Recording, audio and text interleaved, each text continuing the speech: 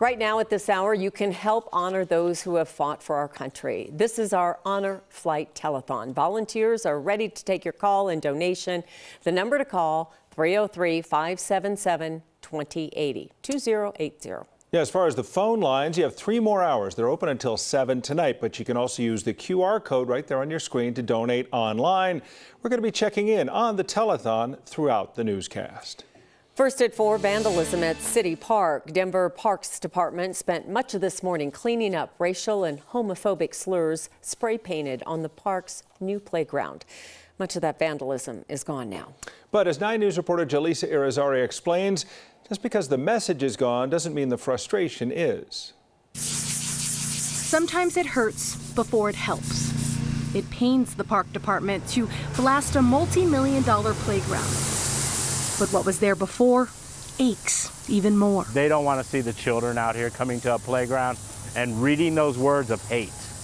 And so they jump on it immediately. It was just hate, pure and simple. Scott Gilmore with Denver Parks and Rec was just as shocked as anyone. This morning, crews found racial and homophobic slurs tagged on City Park's brand new playground. It forced crews to turn families away as they tried to cover and remove the words before they left a mark on the equipment and on the kids. You know what? Instead of painting on this playground that we just built, paint it on your own house. Let everybody know that you're a racist. Let everybody know that you hate. But don't bring it out here in a beautiful park space and paint it on this playground where we have children playing and families gathered. I imagine it was pretty bad. Evan Rose and her kids are one of those families. She now has to explain to them just how mean people can get. Yeah, I just think it's awful.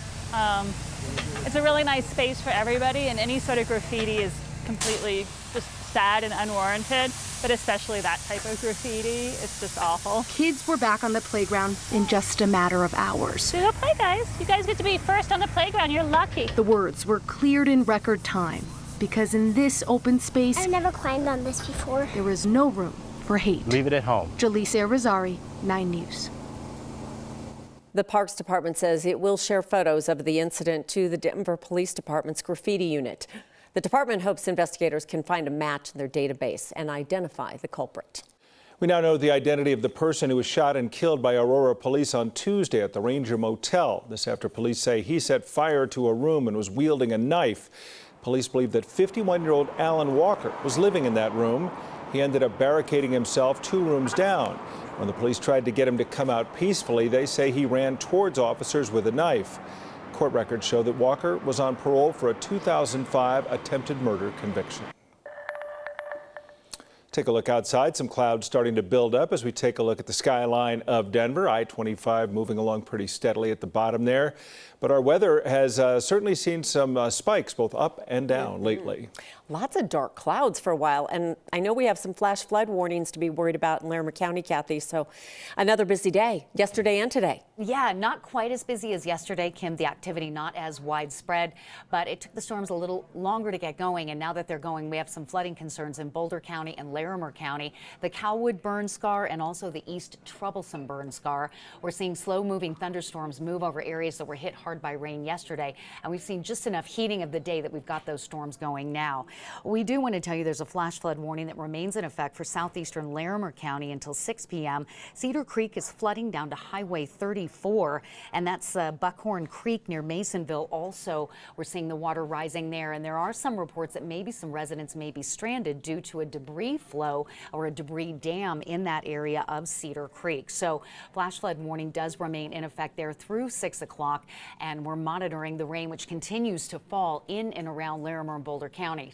We're also watching a cell that's popped up over DIA. It is not severe as of yet, but may be creating some issues for travelers.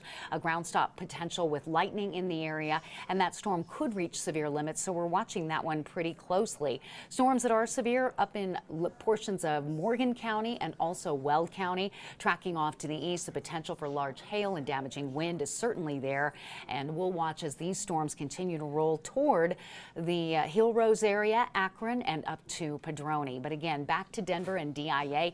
A little line of storms has just popped up over downtown, and Storm Prediction Center has us in that marginal risk. A little less of a risk than yesterday, but certainly there. We'll see the storms move through early, then we get clearing tonight, and then high pressure comes in, and we get some big changes for the weekend. Mid-80s now, temperatures dropping a bit after sunset and Maine weather. We're going to talk about that mountain flash flood warning situation, and then triple-digit high temperatures possible by the weekend. All of that just ahead. In Illinois, the first funerals for the 7 people killed in the Highland Park parade shooting are tomorrow. The service is scheduled to include those for 63-year-old Jackie Sundheim and 88-year-old Stephen Strauss, and more services will be taking place through the weekend. The GoFundMe campaign for the toddler orphaned in the July 4th mass shooting has raised nearly $3 million. Tens of thousands of people making contributions trying to support 2-year-old Aiden McCarthy. Both of his parents, Kevin and Arena McCarthy, died in the Highland Park shooting on Monday. Aiden was found pinned beneath his father's body. The GoFundMe is designed to support Aiden and his caregivers until he becomes an adult. A new assessment of the Uvalde school shooting reiterates what many have said. It could have been prevented.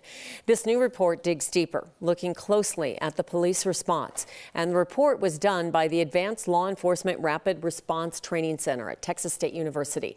It found 3 missed opportunities by police that could have slowed or stopped the gunman.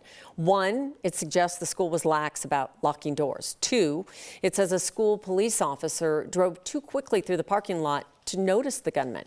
And 3, it says a Uvalde police officer who likely heard gunshots and reports of them saw the gunman before he entered the school. He asked permission to shoot, but didn't get a response in time.